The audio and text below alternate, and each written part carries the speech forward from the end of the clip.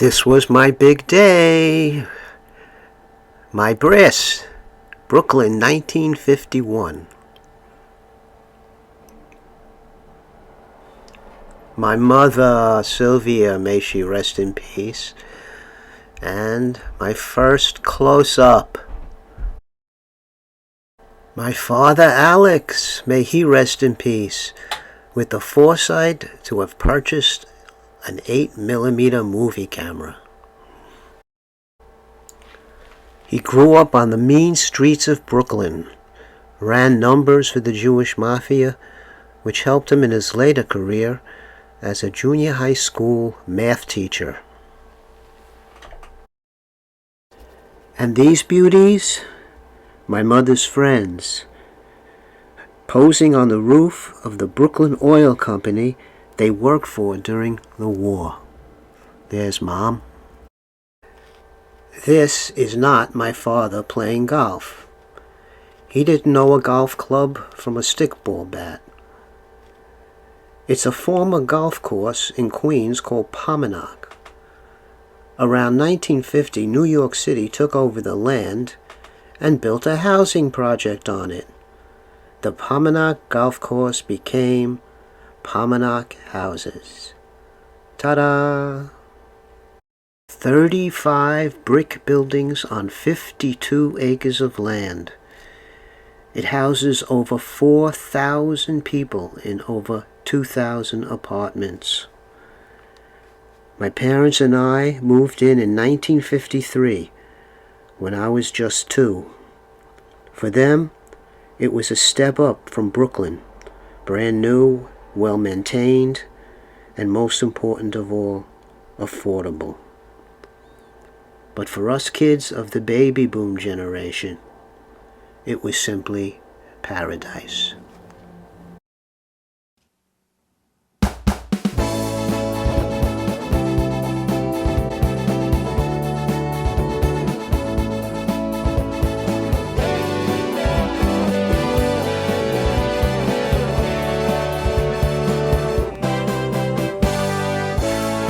Pomonok Dreams, where it all began.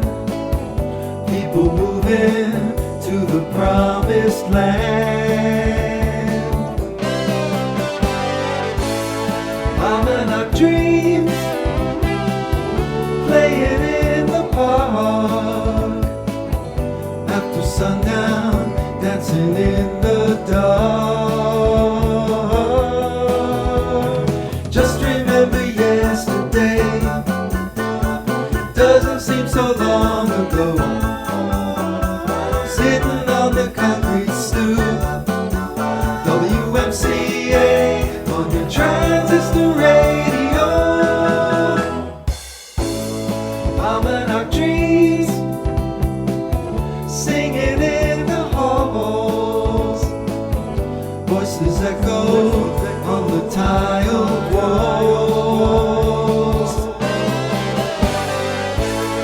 Pomonok Dreams, never left behind.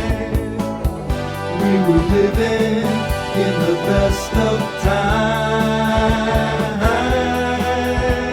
Remember all the games we played and all the childhood friends we made. Talking till the edge of day, making an IHOP run in your father's 88. Pomonok Dreams will never die. It doesn't matter how many years go by. Looking way back, however far it seems, we'll always have those Pomonok Dreams. Pomonok Dreams. Pomonok Dreams. Pomonok Dreams.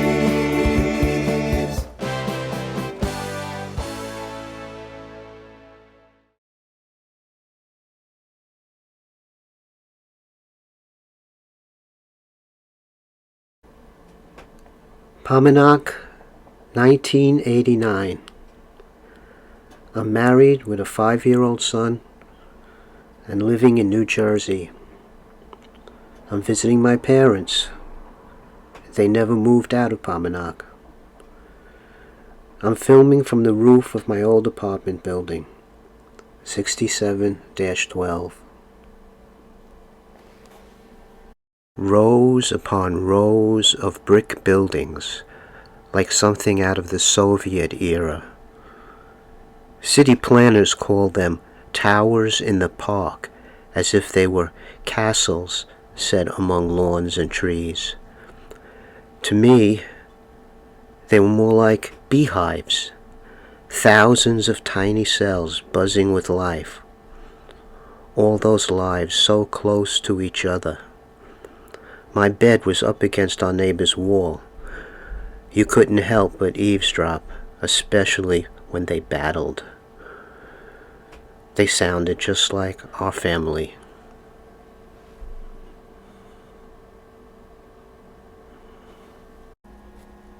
These two busy bees are going shopping. There are 2 big shopping centers within walking distance of Pomonok. If you had a shopping cart in Pomonok, you didn't need a car. Pomonok did have a couple of parking lots, but it wasn't a car-friendly place. This one is adjacent to the rental office, and only half of it was for residents. There's my father's gold Buick LeSabre. He got his license late in life, after me in fact, and wasn't a natural driver. After he hit a bus and a fire hydrant, we had to hide his license. More importantly, the parking lot was a field of dreams for us kids. In the spring and summer, it was a punchball field. In the fall and winter, a football field.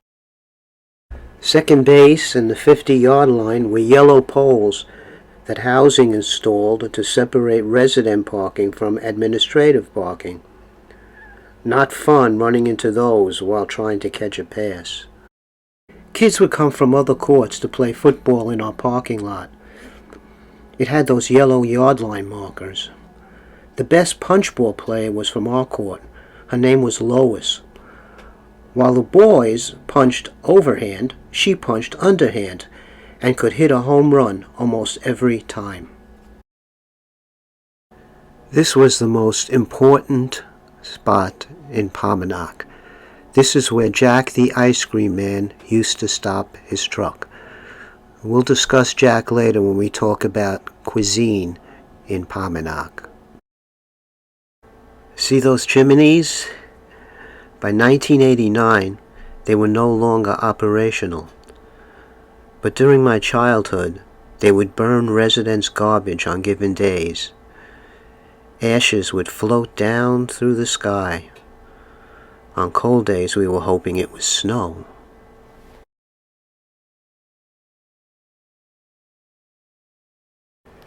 This is the hallway that led to 4 different apartments. I'd forced my 2 sisters to play baseball here with a rolled-up magazine and a crumpled paper ball. It was great for sliding. We'd slide right into the neighbor's door and she'd come out and scream at us. That's the red elevator door on the left. And that is my mother, coming out to throw garbage down the garbage chute. Back when they burned garbage, flames would sometimes shoot up the chute. It was like the flames of hell, right next door to our apartment.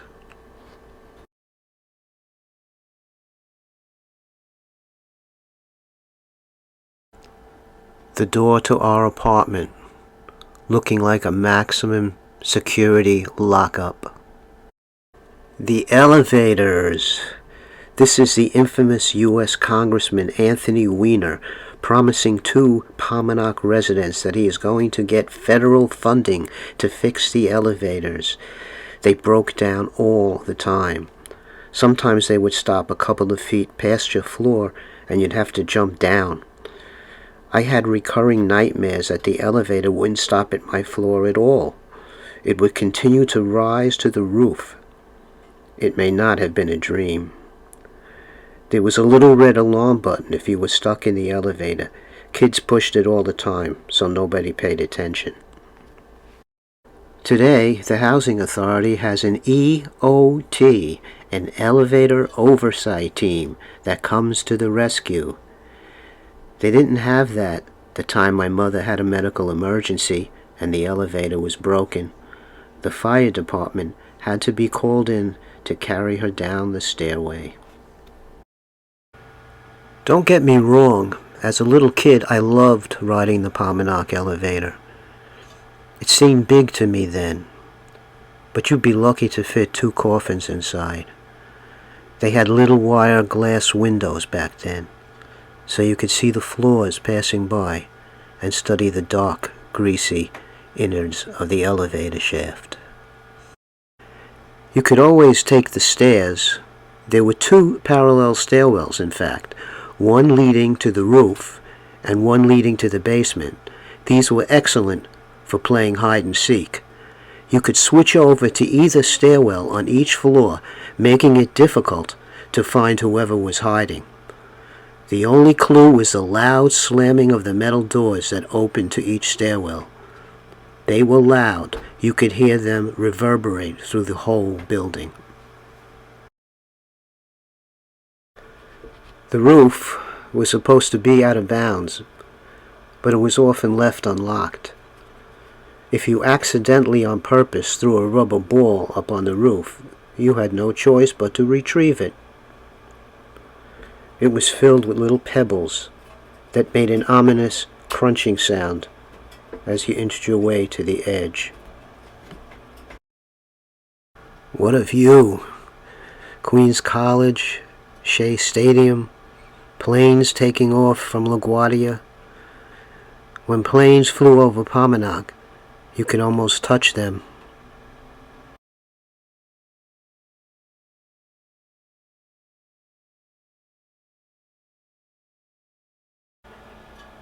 In all of Pomonok's 7-story buildings, there were only 4 different layouts: A, B, C, and D.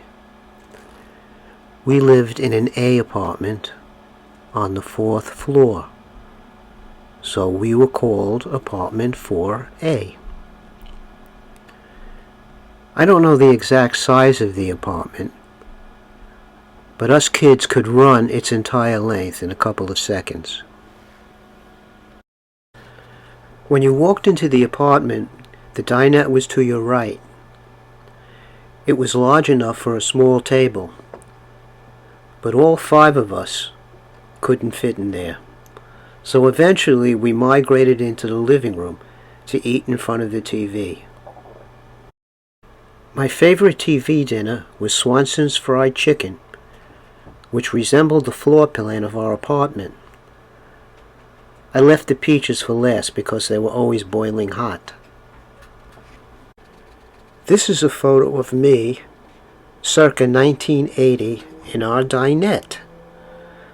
A forensic breakdown of this photo will help you understand what life was like in my parents' apartment. Number 1 is me. Not me now, but me about 40 years ago. I don't look anything like this anymore. I am eating a Christmas cookie. Number 2 is a dish of Christmas cookies. We are Jewish, but we always had Christmas cookies, and also bacon, ham, and shrimp. My mother fed me continuously from the moment I walked in the door until I left. You can't see the rest of the table in the photo, but it's filled with boxes of pretzels, potato chips, crackers, and probably more Christmas cookies. My mother had high blood pressure, and my father had diabetes, and I ended up with my heart valve replaced and a bypass. But at least we didn't go hungry. Number 3 is a cup of coffee. It tasted as bad as it looks. The only kind of coffee we ever drank in the house was instant, Only after I moved out and got married did I learn that coffee was a bean and not a powder that came in a jar. Number 4 is a plastic bag. Plastic bags were the most important objects in our apartment. You didn't go shopping for food so much as to get free plastic bags. The entire closet across from this dinette was filled with plastic bags of all shapes and sizes, stuffed into each other. Plastic bags for toting, for garbage, for storage, for covering food in the refrigerator. My parents single-handedly ruined the Earth's ecosystem with plastic bags. Behind this plastic bag is number 5, a pair of white molded swans kissing each other, also known as a tchotchke. I don't think it has a practical purpose. It's too small to store plastic bags in. It's probably meant to be decorative. Number 6 is a tchotchke with a practical purpose. It holds some sort of leafy plant whose tendrils are taking over the apartment. During the springtime, a squirrel snuck in through the window and made a nest in the flower pot. My sister, upon a visit to my parents, discovered the baby squirrels squirming around in the pot. Number 7 is the window which looks out onto the apartment building across the court. From the window you can see people across the court staring back at you. Sometimes they wave at you. It was important as a kid to be able to look out of the window to see who was out playing in the court. You didn't want to miss a punch ball game or a stoop ball game. The bad thing was your parents could look out the window and see what mischief you were up to. One time I broke a window in a stickball game, and my father witnessed the whole thing. I lied to him when I got back upstairs and spent the rest of the night under the bed. My mother had to sneak a bowl of Rice Krispies to me. Number 8 is some kind of tropical plant dangling over my head. These plants felt right at home near the radiator. You could boil a pot of water on these radiators. Number 9 is a painting. We were poor and couldn't afford real paintings, so my father did his own. The one hanging here behind me is an oil painting of more plants. If you didn't know you were in a housing project, you'd think you were in a greenhouse. Another source of art were photos of famous paintings that my father tore out of magazines and put in frames. He also cut out pictures of pin-up girls from old calendars, but my mother wouldn't let them hang those in the dinette. Number 10 is something that my father invented. It's a strip of foam rubber wrapped in paper and plastic and glued to the wall. Its purpose is to protect the wall from the back of the chair. I don't know why my father never tried to patent this invention. Finally, number 11 is a wicker basket that you can't see. You can, however, see what's sticking out of the basket. One thing is a copy of the New York Daily News, which my father read every morning. He would look for an article that particularly annoyed him and then write a letter to the editor. His letters were often published due to their vehemence. I'm surprised they never asked him to do a column.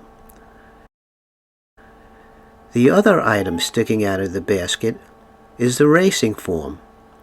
My father was a horse player all his life. When he got too old to travel to Aqueduct, he opened up an OTB account and watched the races on TV.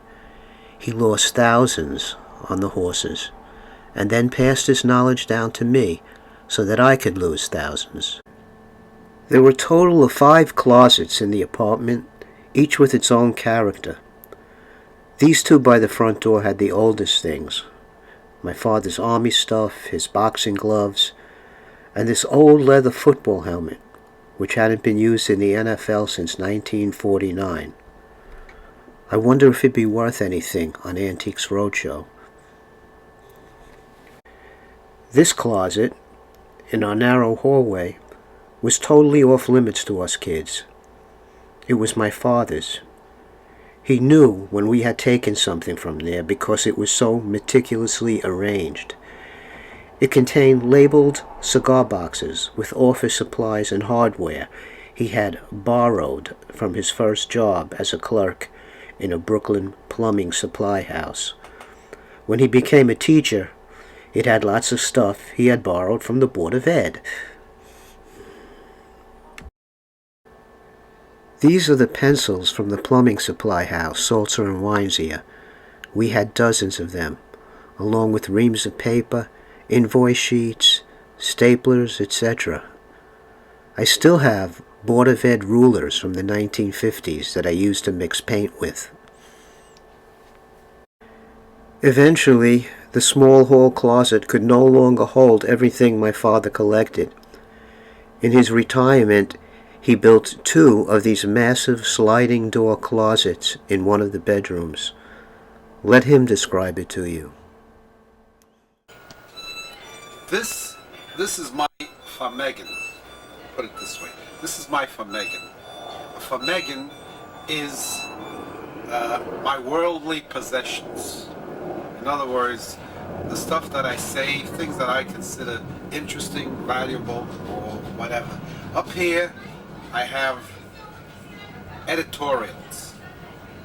Editorials from all over the world. I cut them out. Anything that's interesting, I put away. In here, I got every size nails, screws, schmitchiks, which schmitchiks are different pieces of metal, all kinds of various sizes of metal.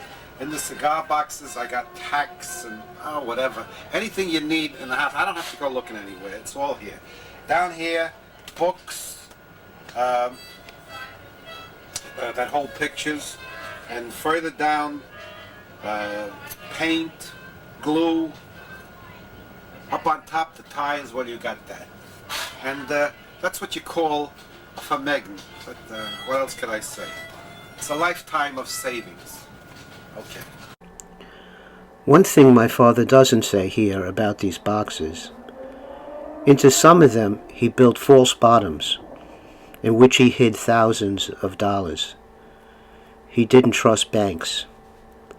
He had given me an envelope and told me not to open it until he died. But he got dementia a year before his death and didn't even remember the envelope. One day I went over to Pomonok and we opened the envelope together. It was a key to where in the closet the money was hidden. We used it for home care for him and my mother and their funerals.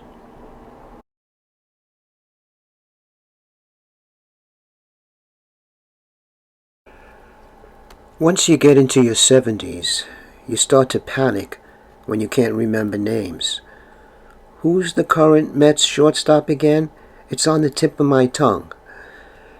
But fortunately, nature compensates by giving us older folks powerful long-term memories. Memories accompanied by deep feelings.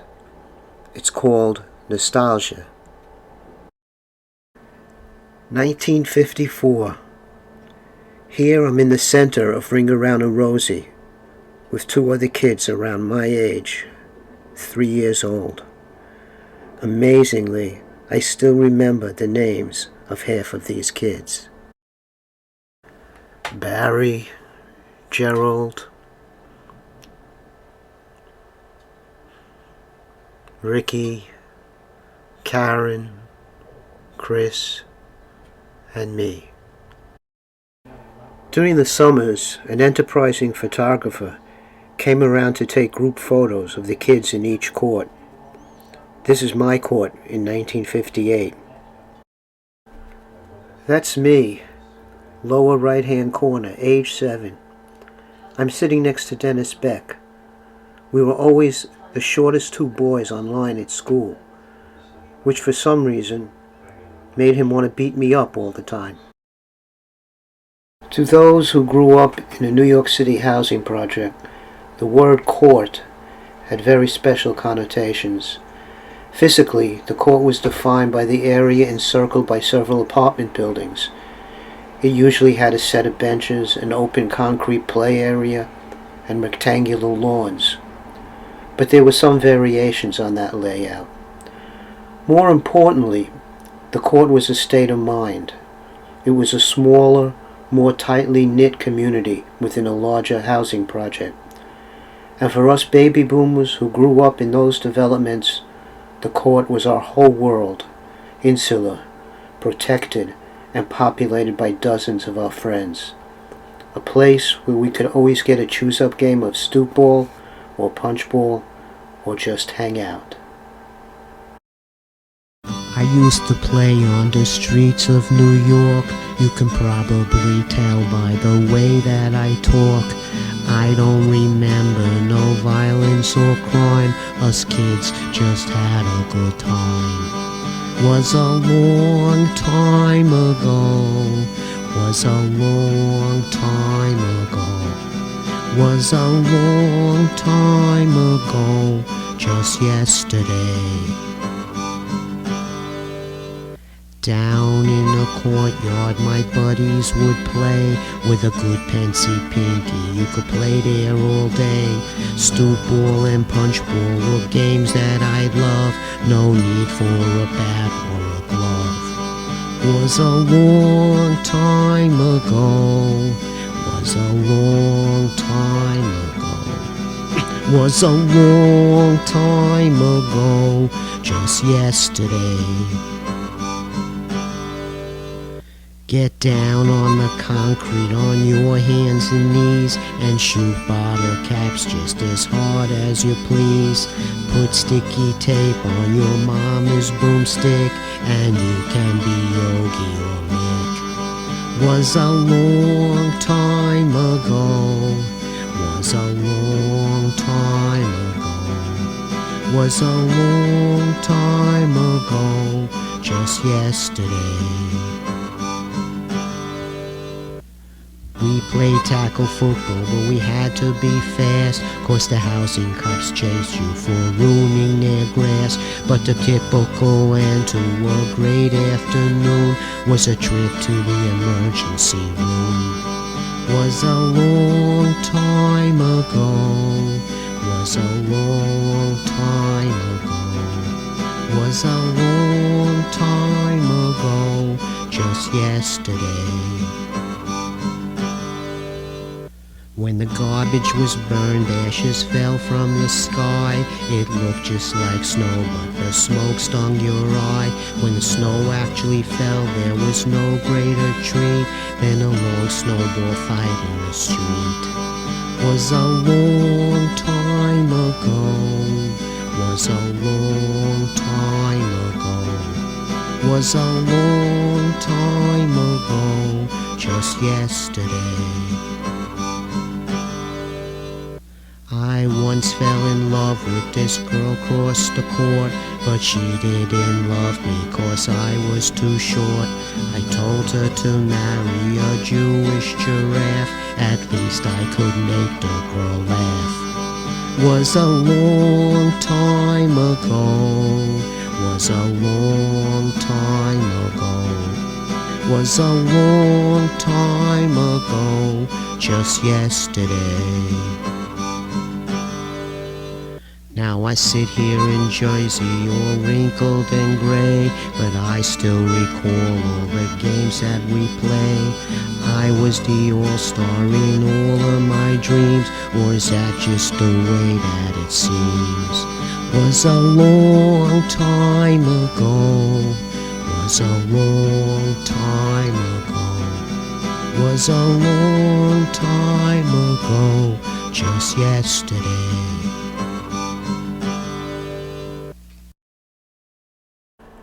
No cell phones, no video games. The court was the real world, not the virtual world of today. We played every street game under the sun. There were so many kids around, you could easily choose up sides in any team sport. No organized leagues, no expensive uniforms and equipment, no adults needed to supervise. One of my favorite games was Skelly. It's hard to believe how popular this game was back then. In Pomonok, you didn't even have to chalk a skelly board onto the concrete.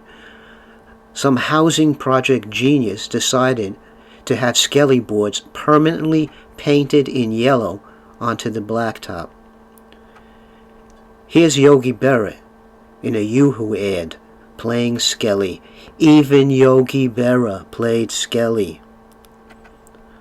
All you needed was a bottle cap. You got down on your hands and knees and shot the bottle cap through numbered boxes. The true pros melted crayons into the cap to give it weight and stability, and make it deadly when blasting an opponent's cap to kingdom come. The other game I really liked was Stoop Ball. This is the only screenshot I could find showing the old building entrance in my court, with the one step that we called a stoop. You needed the best quality rubber ball you could afford to play Stoop Ball. Spalding made the best, but some would argue the merits of the Pensy Pinky. At the price of a quarter, these were expensive balls.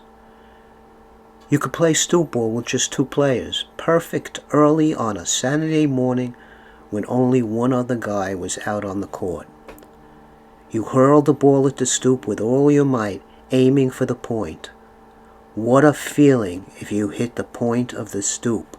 The ball would go flying over your friend's head. Home run. Sometimes we had to go fishing in Pomonok. Our rubber balls would inevitably find a sewer drain to roll into. We had to repurpose our mom's wire hangers to retrieve the balls. Spaldings were very valuable. There was one man who attained mythical status in many courts around Pomonok, Jack Friedman, the ice cream man. During the summers we had competing ice cream men vie for our dimes, but Jack the ice cream man was by far the most successful. So successful that Jack ended up buying a house in Florida and retiring there. How did he do it? Good old American know-how. He understood that in order to outsell Good Humor Mr. Softy, he had to create a loyal following. He bought a bigger truck and began selling more than just ice cream. He expanded into soda, hot dogs, baseball cards, rubber balls, hula hoops, tops, yo-yos, and as you can see in this photo, jelly apples. He organized contests in each court in which you could win free merchandise. He also kept a careful eye on his competition. If he caught you buying from Good Humor, he'd cut you off. One time he actually got into a brawl with the Good Humor man. That was big news. Jack conditioned us well. When we heard his bell, we'd begin to salivate. We'd call upstairs to our parents and ask them to throw money out the window. We didn't dare risk taking the elevator for fear Jack would drive away. Our moms would wrap the money in paper and throw it out the window.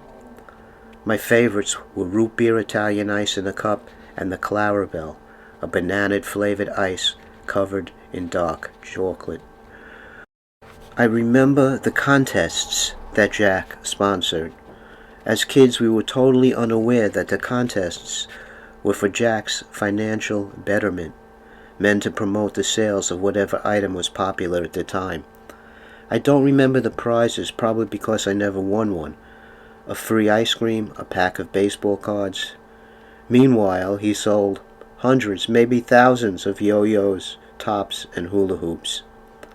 On his last day in Pomonok before moving to Florida, Jack gave away everything in his truck for free, or so legend has it.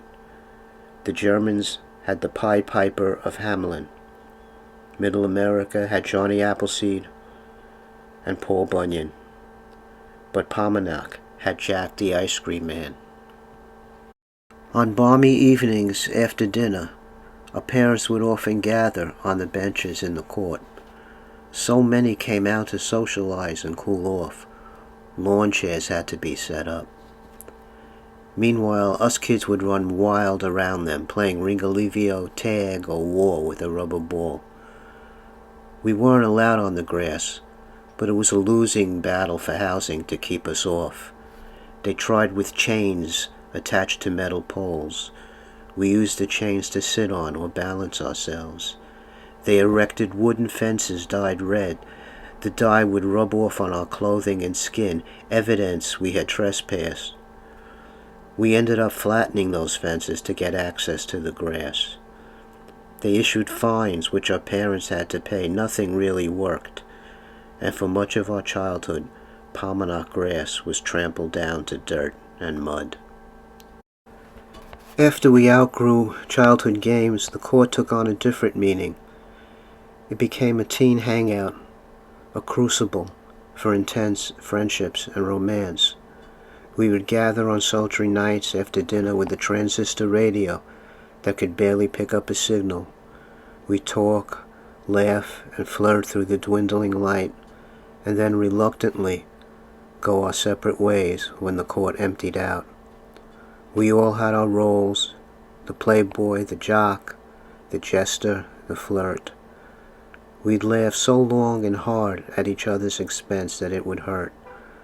Sometimes we'd argue or get jealous, but there was a special closeness on that stoop that helped us survive adolescence.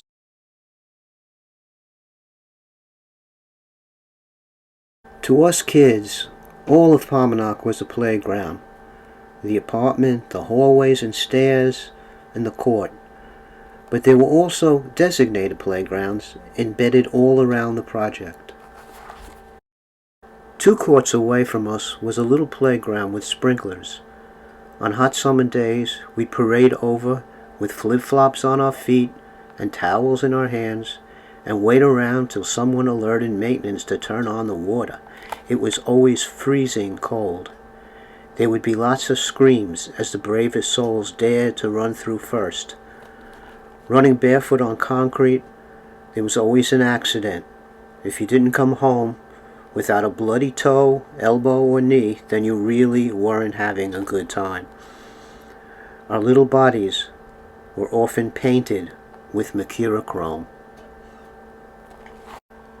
This is my sister and I on our way to the showers in the big park, the PS201 park. In our eyes it was enormous.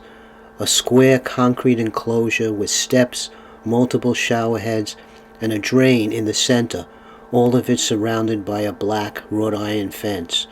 Whoever designed this must have been a child at heart. The best thing about the big showers was that we could make it into a pool by blocking the center drain with towels. The water would rise to about a foot, and we could actually float.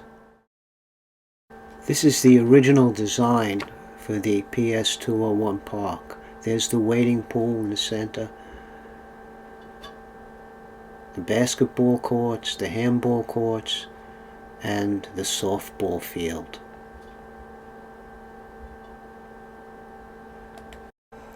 So many memories on this field, the fondest being evening Pomonok Softball League, starting in 1973, and touch football games on the weekend.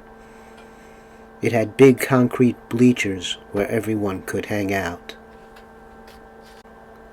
My sister and I sitting in the bleachers. My father warming up on the handball courts.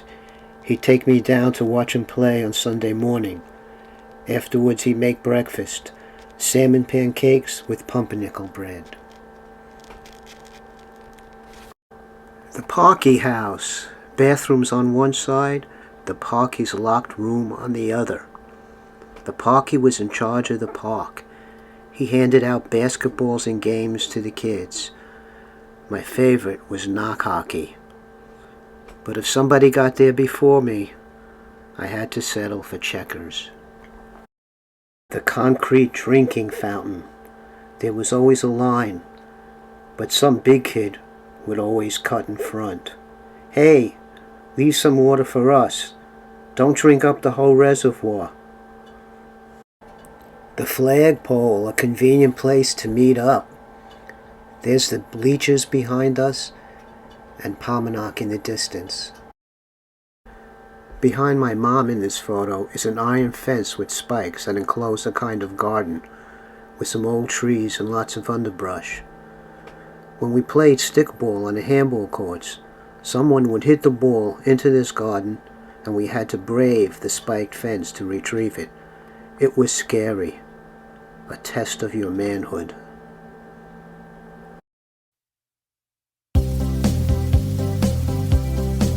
I got the Pomonok rock, you got the Pomonok rock, we got the Pomonok rock, oh yeah. You better get down to the court, cause everyone is meeting there. The Pomonok rock, well it sounds so good, rocking all night in the neighborhood. Down in the court, that's where my buddies play.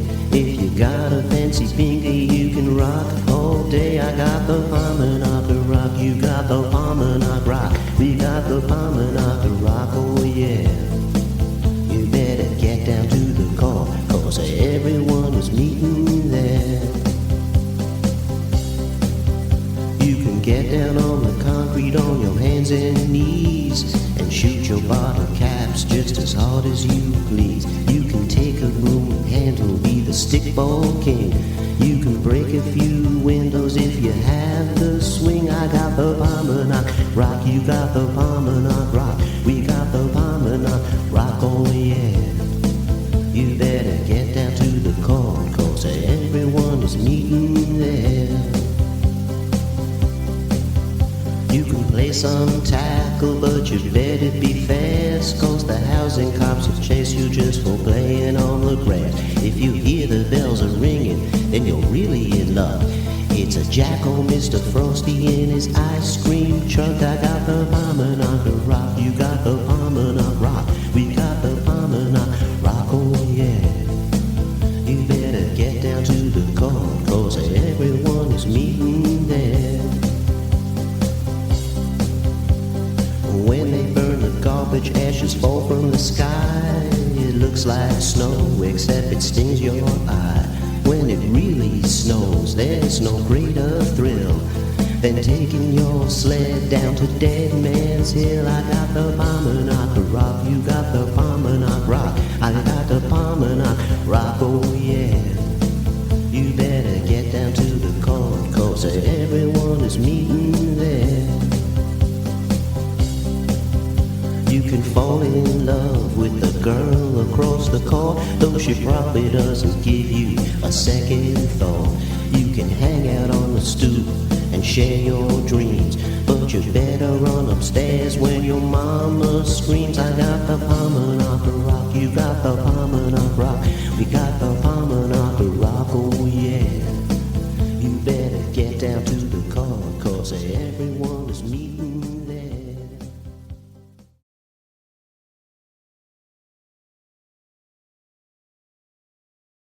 There was one thing that us kids took for granted that tied everyone together in Pomonok, and that was community. Our parents played together as well as us kids. Cards, mahjong, parties. Here's my mother playing mahjong. Sometimes when they needed a fourth, I would sit in. I learned to play mahjong at the age of 7.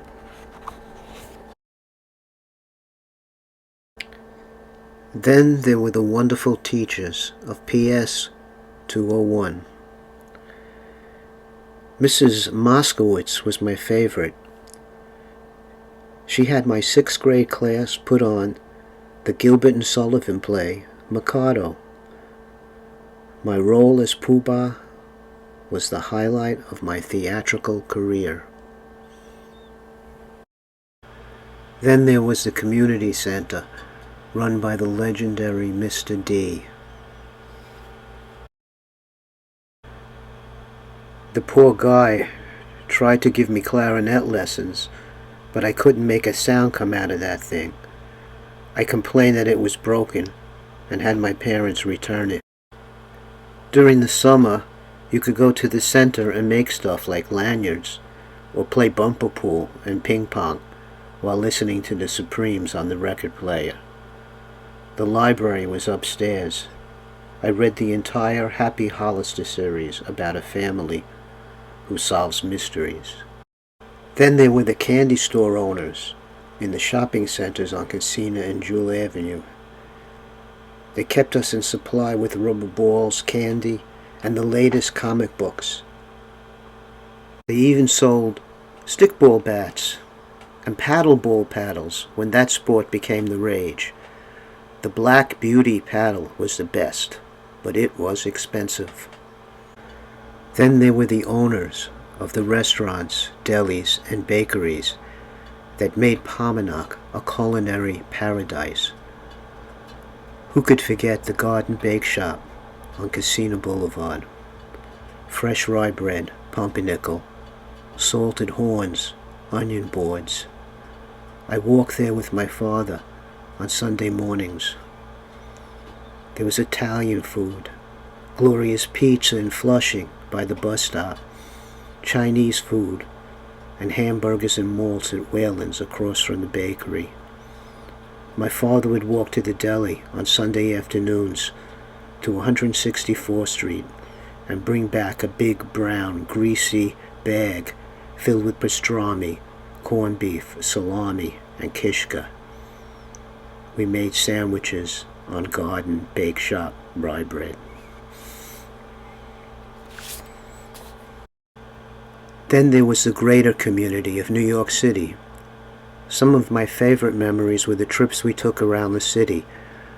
I loved riding the subways with those yellow corncob seats and the gum machines, a penny for 2 chiclets in a box. We often went to Radio City Music Hall for a movie and the Rockettes. My father had to sit in the front row so he could get a good view of the dancers kicking up their legs. What a feeling, those beautiful women staring down at me and smiling. The greatest city in the world was at our doorstep. We went to Central Park. Here's me atop the Alice in Wonderland sculpture. We went to Playland Arcade on 42nd Street. There were booths where you could cut a 45 vinyl record. I still have some of them. My father singing in an operatic voice and me crying for some reason. We often went to the Bronx Zoo. One time a gorilla escaped from the ape house. Just kidding, that's my father monkeying around.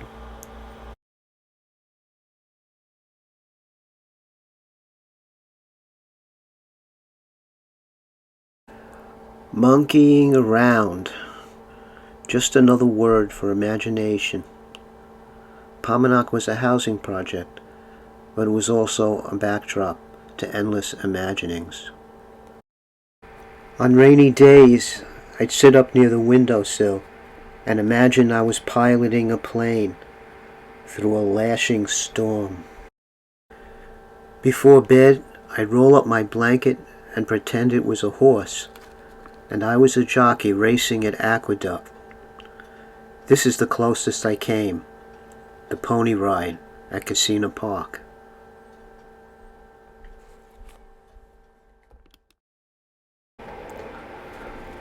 My father pretending he was a drunk, trying to get into a closed liquor store on Casino Boulevard. And there's me, following right in his footsteps. He passed down to me a sense of play, but he also literally created plays. He made up little skits, my mother made the costumes, and us 3 kids acted out the parts. We watched these skits over and over again throughout our childhood. We would beg him on Sunday afternoons to take out the projector and screen and show us the plays again. We'd laugh so hard, tears would start flowing. The Sheik. A dancer applying for a spot in the Sheik's harem.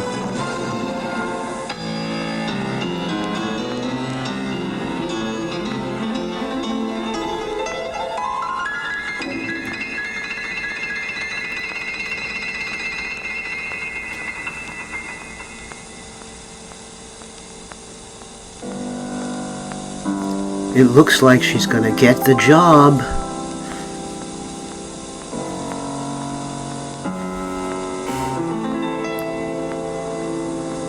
Uh-oh. A beautiful American tourist in a pillbox hat. It doesn't look good for the dancer. Typical American girl chewing gum.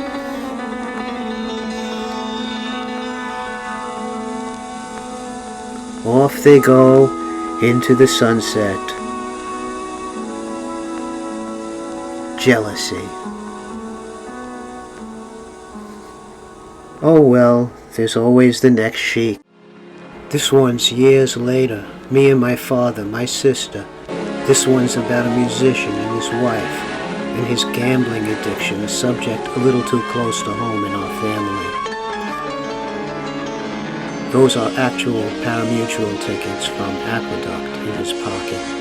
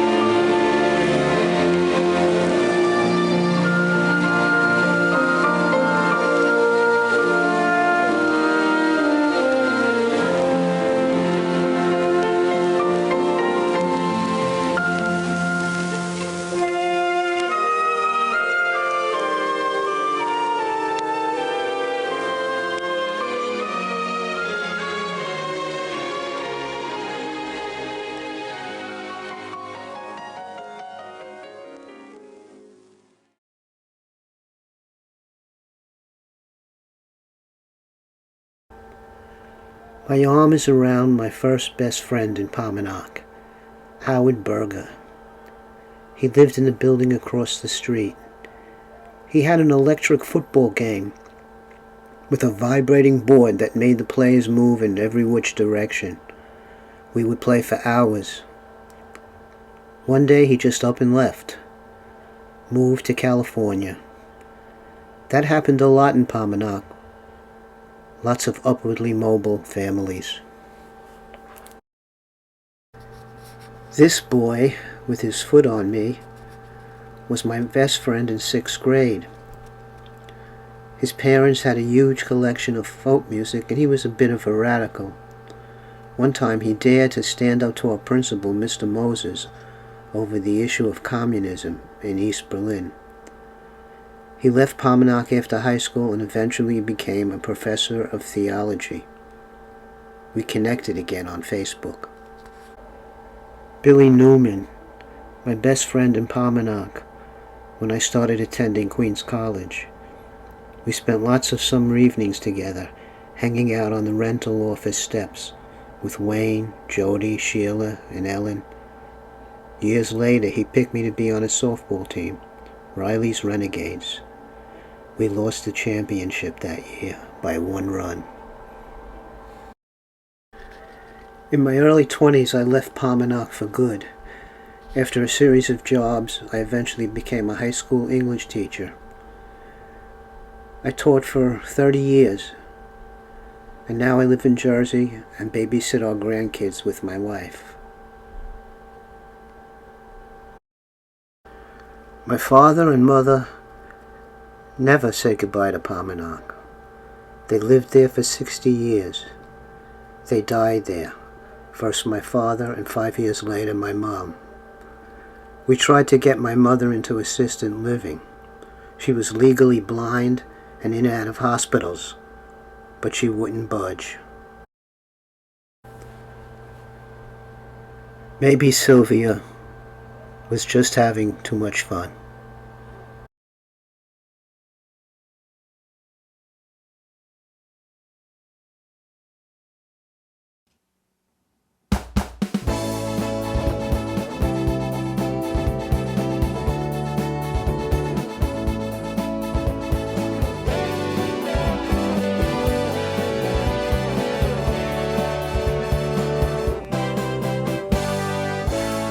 Pomonok Dreams, where it all began.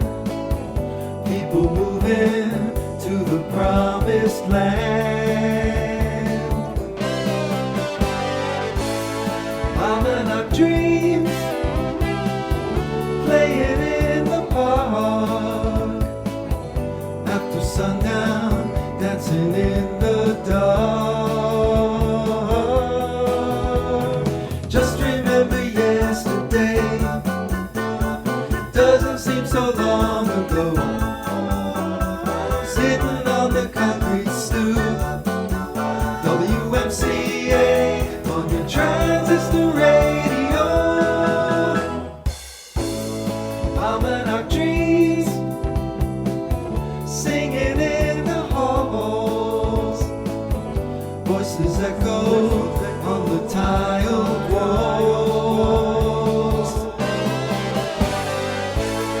Pomonok Dreams, never left behind. We were living in the best of times.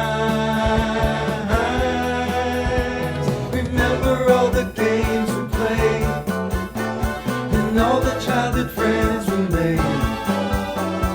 Talking till the edge of day, making a night hop run in your father's 88. Pomonok Dreams will never die. It doesn't matter how many years go by.